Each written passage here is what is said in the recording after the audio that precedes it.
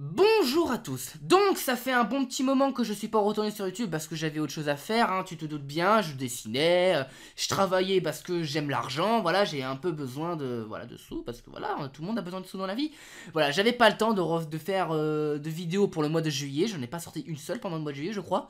Donc voilà, j'ai pris le temps cette fois-ci d'en faire une et puis nous allons parler d'une fanfiction, le Gerza. Alors pourquoi je dis que c'est une fanfiction? Les gens vont me dire mais pourquoi tu dis c'est un couple? Alors non, le Gerza n'est pas un couple. Pourquoi je dis ça? Parce que si ça aurait été un couple, ça nous aurait été confirmé. Ils seraient déjà ensemble, en train de faire des petites galipettes, en train de nous faire des bébés. Non, non, non. Ce que j'essaie de te dire plus sérieusement, aucune confirmation nous a été donnée par l'auteur. Je sais que beaucoup d'entre vous aimeraient les voir ensemble. Moi de même, c'est un de mes couples préférés, enfin, mes fanfictions préférées. Vous voyez, même moi je me trompe dans les termes appropriés. Ce que j'essaie de te dire, c'est que toi, admettons, tu en kiffes sur une personne. Tu ne peux pas dire que tu es en couple avec cette personne. Parce que tu n'es pas avec cette personne. C'est ça que j'essaie de dire. On sait que Erza et Jelal se kiffent entre eux. Mais on peut pas dire qu'ils sont ensemble parce qu'ils se kiffent. Ils ne sont pas ensemble, on ne peut pas dire que c'est un couple, c'est une fanfiction. Et j'ai envie de te dire, tout internet le prouve. Tu peux regarder toutes les fanfictions qui ont été créées sur les réseaux ou encore les plateformes de dessin. Tu vois, t'as tellement de choses qui te prouvent justement que c'est une fanfiction et non un couple. Si tu voulais vraiment un exemple d'un couple dans Fairy Tail, Elfman et Evergreen.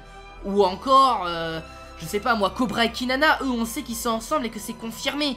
Par exemple, voilà, Groovia et Nalu, c'est une fanfiction, malheureusement. Et crois-moi, ça me tue de le dire, parce que le Groovia, je kiffe, Gerza, j'adore. Nalu, même pour le coup, j'aime bien. Mais on le sait qu'ils se kiffent, et ça, vous pouvez au moins vous réjouir de ça. On sait que Erza et Jelal se kiffent, que Juvia et même Grey se kiffent, hein, on le sait. Bon, Nasu et Lucy, on le sait pas. Bon, on sait que Lucy kiffe Nasu, lui, c'est un peu, voilà. Mais bon, c'est pas eux, les sujets de la vidéo, c'est le Gerza. Pourquoi j'aime tant le Gerza? Déjà, première chose, les personnages. Erza est un personnage que j'apprécie énormément. Selon moi, c'est le personnage qui a le mieux évolué dans toute l'histoire. Enfin, le personnage féminin uniquement, enfin aussi par rapport à d'autres personnages masculins. Mais ce que j'essaie de dire, c'est un personnage qui a énormément évolué, bien plus que Natsu à mon goût. Mais bon, ça c'est pas le sujet. Erza est un personnage que j'apprécie énormément et c'est surtout un personnage qui me rappelle énormément Captain America. Pourquoi elle me fait penser à Captain America? Parce que Captain America est un personnage qui a fait toujours passer l'intérêt des autres avant son propre bonheur. Et il a même sacrifié un peu l'amour de sa vie pour sauver le monde. Hein. Je veux dire, dans le premier Captain America, il a dû dire adieu à la femme qu'il aimait pour sauver justement tout le monde. Erza, c'est à peu près pareil. À chaque fois, elle était obligée de sacrifier son propre bonheur pour l'intérêt de la guilde. D'ailleurs, un autre argument qui va appuyer ma comparaison Captain America et Erza, ils ont tous les deux un ami qui a eu un problème d'amnésie. Et oui, Captain America et Bucky. Captain America a tout fait pour sauver cette fois-ci son meilleur ami Bucky. Erza, c'est exactement pareil quand Jelad a perdu la mémoire. Et ils ont fait exactement la même chose. C'est pour ça que j'aime bien les comparer. Et en plus, hein, c'est un super compliment de comparer Erza à Captain America. Parce que Captain America, c'est le best. Et Erza, c'est la best. Donc voilà, que demande le peuple? Mais plus sérieusement, Erza est quelqu'un qui a toujours fait passer l'intérêt des autres avant les siens. Et c'est ce qui fait un personnage vraiment assez marquant et attachant. Et pour le personnage de Jelal, donc lui c'est le personnage, s'il joue au loto, il va perdre. Il garde tes sous, Jelal, ça sert absolument à rien. C'est le gars qui a le moins de chance. Même Zelef dans son malheur, il est assez chanceux, hein, parce que lui en moins il a pu se taper sa copine.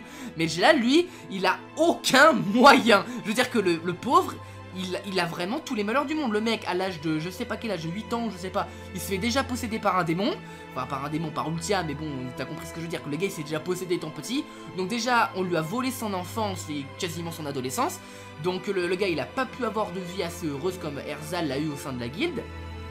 Et après, une fois qu'il a été plus ou moins libéré, il a appris que c'était un putain de tueur en série qui a massacré plein de gens. Tiens, encore hashtag le soldat de l'hiver.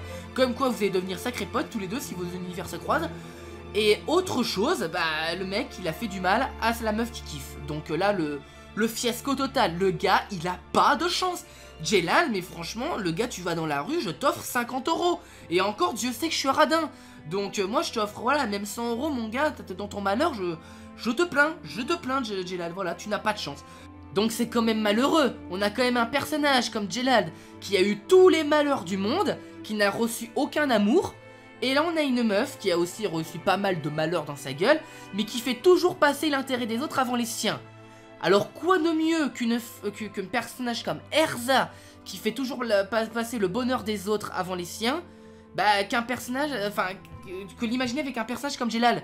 Parce que justement, Erza étant kiff sur Jelal, elle fera passer toujours le bonheur de Jelal avant le sien, mais au final, il y aura une fusion, parce que finalement, donner du bonheur à Jelal, ça sera donner aussi du bonheur à Erza. Donc c'est pour ça que ça sera toujours la meilleure chose qui pourront jamais leur arriver, qui se mettent ensemble et qui fondent une famille. On est d'accord là-dessus. C'est pour ça que je les kiffe. Et c'est pour ça que j'aimerais tellement les voir ensemble. Déjà, énorme comparaison par rapport aux autres couples. Ils le méritent. Ils le méritent totalement. Je veux dire on peut pas comparer le Gerza à Elfman et Evergreen. Je veux dire que eux, ils se sont à peine rencontrés. Ils ont découvert qu'ils se kiffaient, tu vois. Mais Erza et Jelal, ils ont jamais pu se mettre ensemble à cause des événements qui leur sont tombés en pleine gueule. Je veux dire, Jelal est devenu un meurtrier international. Le gars, il a jamais pu, du coup, être avec la femme qui kiffe. Erza, elle, non plus, elle a jamais pu techniquement être avec Jelal à cause de tous les malheurs qui sont tombés en pleine gueule. Donc, c'est quand même malheureux. C'est que le destin ne veut pas qu'ils soient ensemble. Ou plutôt, Hiro Mashima. Bon, Hiro Mashima, je sais qu'ils vont les mettre ensemble à un moment donné. Mais voilà, le destin s'acharne sur ces deux personnages. Donc, on peut pas comparer le Gersa à Elfman et Evergreen. J'ai même envie de dire que ce n'est même pas comparable par rapport à un Nalu. Oui, j'ose le dire, parce que quand on réfléchit bien, tous les malheurs qui sont tombés dans la gueule de Lucille Natsu, bah ce n'était que sur eux-mêmes, pas sur leur relation. Parce que Ignir est mort pour Natsu, le père de Lucie est mort pour elle. Je veux dire qu'aucun des événements ne les a séparés, c'est même tout le contraire, ça les a rapprochés. Alors que Erza et Jelal, bah, plus qu'ils essaient de se rapprocher, bah, plus qu'ils s'éloignent en fait. Et c'est ça qui est triste. Je veux dire que tous les événements qui leur tombent en pleine gueule ne font que les éloigner. L'arrestation de Jelal à l'Arc Sensei, son amnésie ou encore sa possession à cause de Ultia. Tous les événements qui se sont produits pour Erza et Jelal n'ont fait que les éloigner.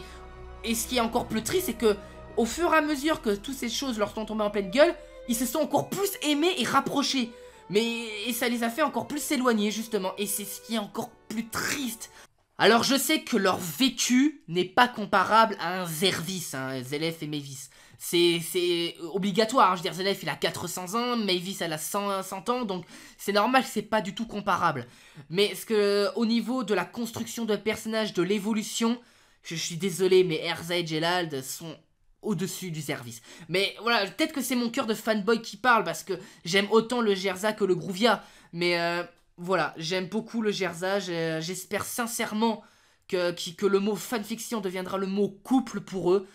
Donc voilà, donc vous, dites-moi ce que vous pensez du Gerza, dites-moi ce que vous pensez de l'évolution, de la construction. Franchement, ça serait très intéressant de savoir. Et puis, bah voilà, donc moi je vous souhaite une excellente journée, et puis je vous dis à la prochaine.